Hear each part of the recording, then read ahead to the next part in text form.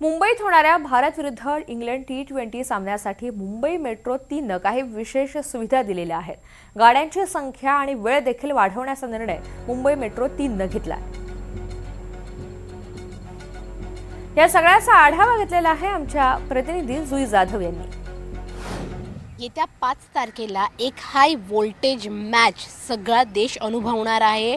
कारण का येत्या 5 तारखेला मुंबईच्या वानखेडे मैदानावर T20 वर्ल्ड कपची सेमीफायनल खेळली जाणार आहे इंडिया विरुद्ध इंग्लंड या दोन देशांमध्ये.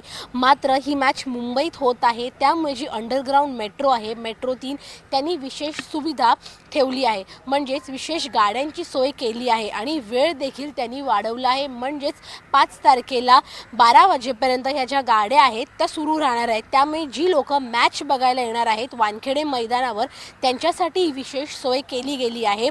हे जे काही मेट्रो स्टेशन्स आहेत म्हणजे चर्चगेट स्टेशन असेल, विधान भवन असेल किंवा मरीन लाईन्स मेट्रो स्टेशन आहे, त्यांच्यासाठी विशेष म्हणजे जे या स्टेशन परिसरात येतात त्यांच्यासाठी विशेष सोय मानली जात आहे. कारण का मुंबईत मॅच असल्यामुळे एक मोठं क्राऊड जी आहे ती येण्याची अपेक्षा केली जात आहे आणि त्यामुळे यांच्यासाठी जी विशेष सोय सुविधा आहे ती केली गेली आहे मेट्रोतर्फे.